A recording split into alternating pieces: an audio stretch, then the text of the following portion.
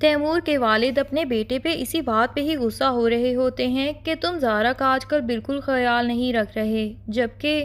اس کی جو حالت ہے ابھی اس کو سب سے زیادہ تمہاری توجہ کی ضرورت ہے، اور تم ہو کہ کبھی قطر جا رہے ہو اور اب امریکہ۔ آخر ایسا کون سا تمہارا دوست ہے جو اتنا لاوارث ہے اور میں اسے جانتا تک نہیں، پر تمہیں اس کی مدد کرنا اتنا امپورٹنٹ ہے کہ اپنی بیوی کو بھی چھوڑ کے وہاں جا رہے ہو۔ غصے میں جب وہ پلٹتے ہیں تو زارا ہی وہاں پہ سیڑھیوں کے کنارے پہ کھڑی ہوتی ہے۔ تیمور کے والد کا کندھا زارا کو لگتا ہے اور وہ سیڑھیوں سے دھڑام نیچے گر جاتی ہے۔ اب تو تیمور بھی پریشان ہو جاتا ہے۔ وہ زارا کو فوراً سے اٹھاتے ہیں اور ایمرجنسی میں اسے ہاسپٹل لے جاتے ہیں۔ ہوپ فلی زارا کے بچے کو تو کچھ نہیں ہوا ہوگا۔ تبھی تو زارا کو اگلے پرومو میں بھی بہت کانفیڈنٹ دکھایا گیا ہے، جتنی کانفیڈنٹ وہ اپنے بچے کی گڈ نیوز سننے کے بعد سے ہو گئی ہے۔ دوسری طرف ایمان نے جب سے بلال کے ساتھ بدتمیزی کی ہے اور اس پہ الزامات لگائے ہیں، بلال نے تو تب سے اس سے کانٹیکٹ ہی ختم کر دیا ہے، یہاں تک کہ مہینوں گزر جاتے ہیں۔ اب جا کے ایمان کو اور بھی زیادہ احساس ہونے لگا ہے، اور بلال کی اسے اس لیے بھی یاد آتی ہے کیونکہ وہ واقعی ہی بغیر کسی غرض کے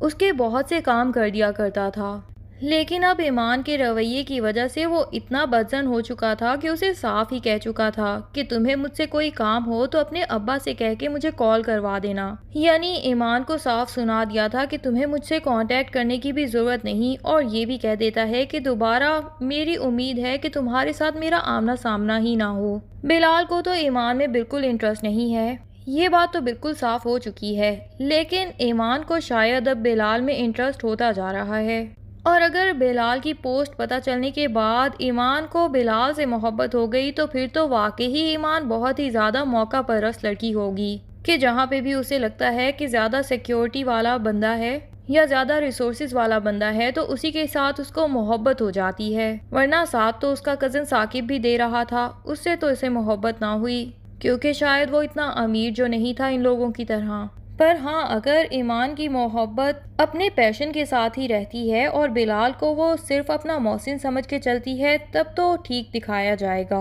کیونکہ ایمان جیسی لڑکی کو خوددار دکھایا گیا ہے تو اینڈ تو اس ڈرامے کا یہی ہونا چاہیے کہ وہ صرف ان لوگوں سے اپنا بدلہ ضرور لے لیکن موقع پاتے ہی بلال کے پیچھے نہ پڑ جائے۔ فی الحال تو یونیورسٹی میں جب وہ جاتی ہے اپنے کسی کام سے تو اسے بار بار بلال یاد آ رہا ہوتا ہے، جو کہ یونیورسٹی میں بھی اس کی بغیر غرض کے بہت ہی زیادہ مدد کر دیا کرتا تھا۔ کبھی اس کے فارم سبمٹ کروا دیتا تھا تو کبھی اس کو نوٹس یا بکس بھی فری میں لا کے دے دیتا تھا، جو کہ واقعی اس کے بہت کام آتے تھے۔ ایک تو ایمان کی یہ سمجھ نہیں آتی کہ جب تم کراچی جیسے شہر میں اتنا کچھ گوا چکی ہو اور پھر یہ بھی جانتی ہو کہ یہاں پہ تیمور اور اس کے بندے کہیں نہ کہیں پھرتے ہی رہتے ہیں، تو آخر اپنی رہائش گاہ میں چھپ کے کیوں نہیں بیٹھی رہتی؟ یونیورسٹی سے باہر جب نکلتی ہے تو ایمان ایک کیب بک کرواتی ہے، اتنے میں ہی آہد بھی وہاں پہ گھوم رہا ہوتا ہے، جو کہ شاید ریدا کے ساتھ یونیورسٹی کے کسی کام سے آیا ہوگا، اور پھر سے پہنچ جاتا ہے ایمان کے پاس یہ پوچھنے کے لیے کہ چھٹی کتنے بجے تک ہوگی۔ ایمان جو کہ آہد کو دیکھ کے فوراً سے اپنا منہ چھپا لیتی ہے، اور حالانکہ اتنا زیادہ بھی نہیں چھپایا ہوتا، پر آہد ہے کہ پھر سے اس کو نہیں پہچان پائے گا، اس کا مطلب کہ آہد کی محبت بھی جھوٹی ہی تھی، ورنہ اتنی زیادہ شکل تو کیا صرف اس کی آنکھوں سے بھی اس کو پہچان ہی سکتا تھا۔ لیکن ایمان آہد کو جواب دیے بغیر اپنی کیب میں جا کے بیٹھ جاتی ہے۔ لیکن ہوگا کچھ یوں کہ زارا، جس کی طبیعت بہت شدید خراب تھی اور اس کو ہاسپٹل میں ایڈمٹ کروا دیا گیا ہے،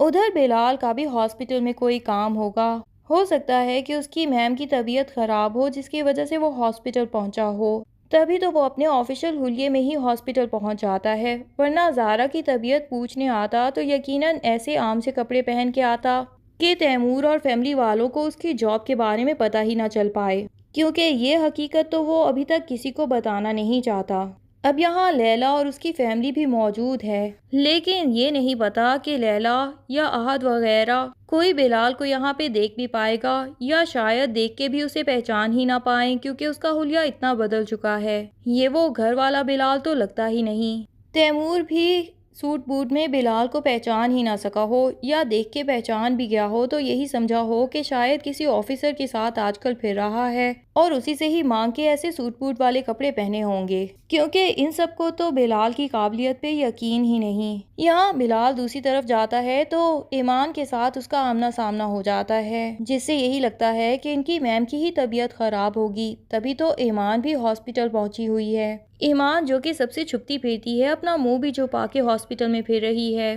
वो बिलाल को अपने सामने देखेगी तो फौरन से अपना नकाब हटा देगी, क्योंकि वो तो खुद भी इतने दिनों से बिलाल को ही ढूंढ रही थी। लेकिन बिलाल ईमान को देख के पहचान के भी उसके पास रुकेगा तक नहीं, उल्टा आगे मैम के रूम में अकेला ही चला जाएगा। इस तरह ईमान के तो दिल को बहुत ही ठेस पहुंच जाएगी बिलाल का ये रूखा हुआ रवैया देख के कि इतने अरसे बाद दिखाई दिया, अब तो मुझे माफ कर ही सकता था, लेकिन अभी तक वही नाराजगी रखी हुई है जैसे मुझे पहचाना तक नहीं। और फिर ईमान को जब हॉस्पिटल में आहद और या तैमूर में से कोई दिखाई दे जाएगा तो वो उनसे छुपती फिरेगी। इन सब हादसों के बाद वो इतनी डिसहार्ट हो जाएगी कि अपने बाप से कॉल पे कहेगी कि क्या मैं वापस आ जाऊं, मेरा यहाँ पे अब बिल्कुल दिल नहीं लगता। दरअसल तो उसे बिलाल के रूखे रवैये से ही सबसे ज्यादा दुख पहुंचा है, जैसे उसका कोई बहुत अपना बहुत बड़ा मोहसिन हो जिसे उसने हमेशा के लिए खुद से दूर कर दिया हो और खो दिया हो। इसके बाद ड्रामे में कुछ मंथ्स बाद का माहौल दिखाया जाएगा। ये तैमूर है जो कि अभी तक ईमान को भूला तक नहीं और उसका पीछा भी नहीं छोड़ा,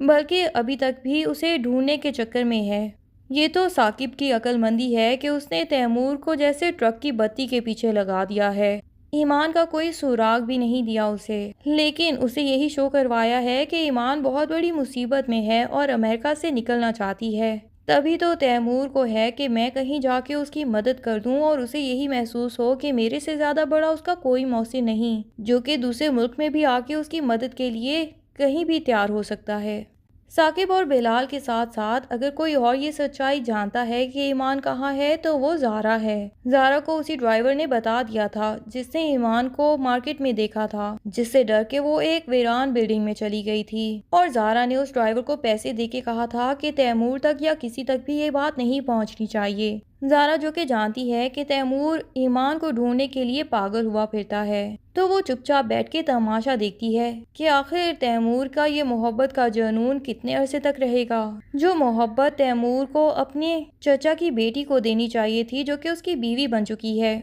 वही मोहब्बत किसी गैर के लिए लौटा रहा है। और मैं हूँ कि तैमूर की मोहब्बत में इतनी दीवानी हुई फिरती हूँ कि उसके इस रूखे हुए रवैये के बावजूद सिर्फ और सिर्फ उसी की हमदर्द हूँ। बल्कि वो तो ताया से भी कह देती है कि अगर तैमूर कहीं वकेशंस पे जाना ही चाहते हैं और अपने लिए वक्त निकालना चाहते हैं तो आपको उनको टाइम दे देना चाहिए। हमारा बिजनेस इतना कम तो नहीं कि 2-4 दिन के अंदर ही डूब जाएगा। आखिर तैमूर भी इंसान है, उन्हें अपने लिए भी वक्त चाहिए होता होगा। तैमूर ये बिजनेस आहद के ऊपर डाल के खुद तो अमेरिका पहुंच जाता है ताकि वहाँ ईमान का पता करवा सके, पर आहद भी इस बिज़नेस के लिए तो जज्बाती हो जाता है और ताया अबू और ताई के सामने बोल देता है